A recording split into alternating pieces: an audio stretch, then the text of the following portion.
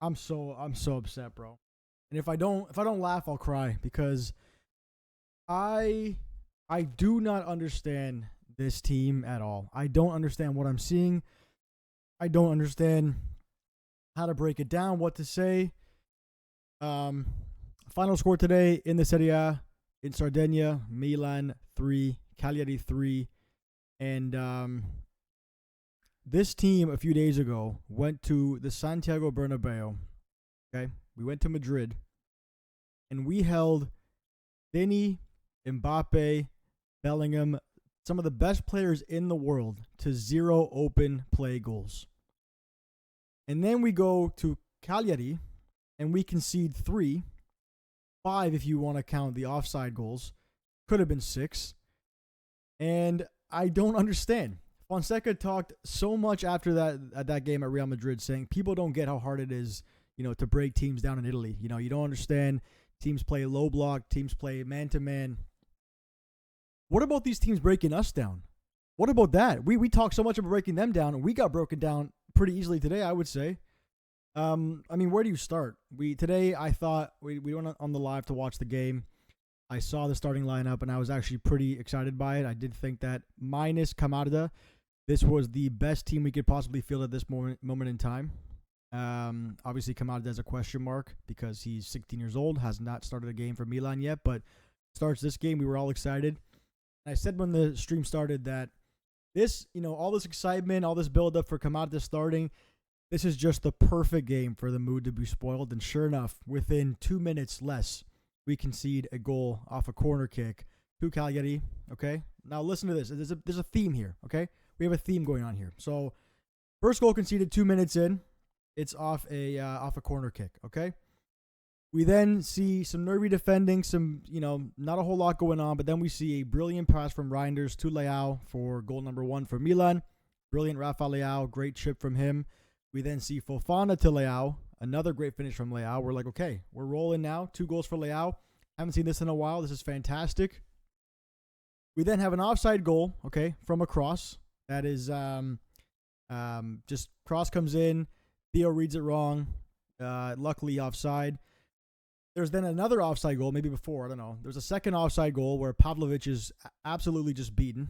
And that gets called offside as well. So now we're at 3 goals conceded, okay, 2 offside.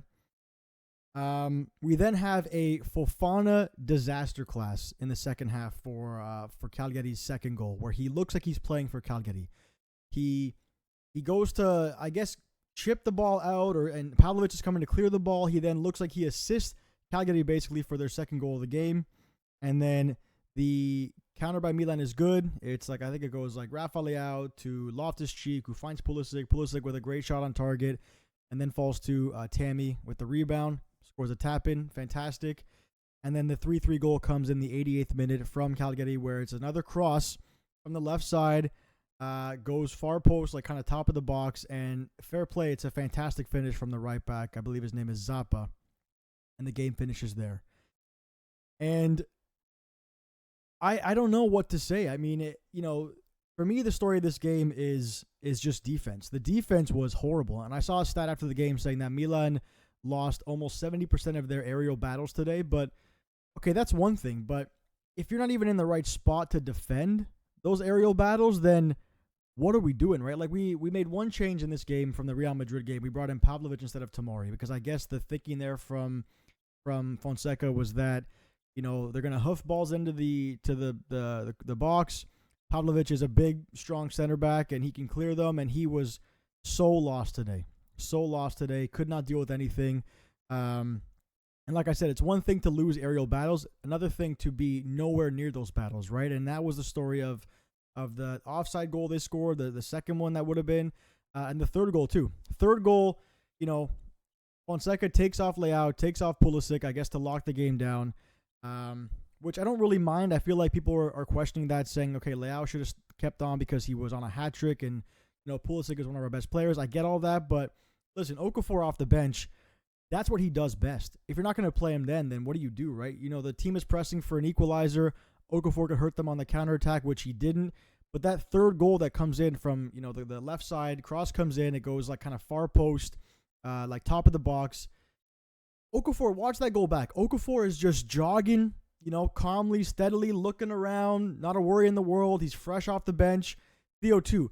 No one bothers to look behind them and see, oh, here's Zappa, who's already on a goal, riding high, and what a finish it was. But that goal for me, inexcusable. I mean, such a bad one to give up. That one and the second one too, the Fofana disaster class. And we look at this now and we go, okay, Fonseca has to take blame, right? But we can't blame Fonseca for the disaster class. We can't blame Fonseca for just basic defending errors, from Theo and our back line. Like, we can't do it, but at the same time, we can't not give him some blame because we have to get it right eventually, right? Like we can't keep doing this up and down thing where eventually Fonseca needs to take some blame and some action has to happen because we can't seem to get it right in the league. We can't. I don't know what it is. Maybe Fonseca just can't hack the Serie A. Maybe it's just not in his, his skill set. I don't know what it is. The big change today was Pavlovic on for Tomori, which again, I guess it makes sense, but at the same time, Tomori coming off a fantastic game against Real Madrid in Madrid, and you take him back off. Like there's no continuity here, and generally in our team right now, there's not one center back, there's not one defender maybe who doesn't have question marks defensively. Like think about that. Theo, as good as Theo is going forward and scoring goals and assisting goals, we love Theo. But defensively, he's always been a bit of a question mark, right? And everyone on this team right now, Calabria, Emerson, go down the list. Every single one of them right now has question marks defensively. At the same time, too, we still don't have a proper defensive midfielder. Fofana is the closest thing we have. He's still not a proper DM, but he's playing there right now. And it's just, there's just so many holes in this team right now. And, we get it right, we get it wrong. I said in the podcast with Martino and Matt there, I talked about how some United fans, how some Ten Hag fans must feel with Ten Hag leaving. And Ten Hag himself said that, I'm leaving Manchester United with these 2 trophies, right? And those 2 games where he got it right, those finals that he won, the Carabao Cup and the FA Cup, he got it right those games. And it feels like that kind of at Milan right now where, yeah, it might be a bit of a stretch in that sense because I think Milan overall are still playing better than United. They were horrible last year, United were. But at the same time, like the general play of this team has not been good enough in most cases. But Fonseca's got it right in the game against Inter, the game against Real Madrid, mind you, a bad Real Madrid. And now we have these 2 games that we can look at like trophies being like, look at these games he got right. And I said that too. It's like when teams want to play us, when teams want to go back and forth and go, play a game of football, we can play with them. We can. We have players to hurt other teams. But when teams want to sit back and defend in, we have troubles. Well, today we didn't have trouble scoring goals, but we definitely had troubles conceding goals. I mean, it was just a horrible defensive display today. Wasted 2 goals by Rafa Leao. Kamada started today too, the young teenager, 16-year-old kid, and he was okay. I mean, just the kid's coming in. He's a child coming in trying to score some goals for this team that's not playing particularly well. I thought he was okay off the ball. Not so great on the ball. A couple good moments there, but overall, not a great debut for him. So, I feel for him as well, but I don't know. I don't know what the answer is. I really don't. I don't know if it's Fonseca out. I don't know, but we thought the defense was getting better, and now today it showed the defense is anything but getting better. Today was a really bad defensive display. So, in my opinion, Fonseca I think still bought himself some time with the Real Madrid game. Am I confident? No. Am I confident in our defense? No. It's just a very, very unpredictable time right now to be a Milan fan. So I don't know what the answer is, but I will say thank you all that joined the live today, the live watch along. That was tons of fun, I guess, despite the draw. It feels like a loss, despite the draw. But thank you all again. I will leave my social media links down below: TikTok, Instagram, Twitter, whatever you want to follow me at. My is at @memarcoG. Thank you all for watching. Let me know your thoughts down below, and I'll see you in the next one. Cheers.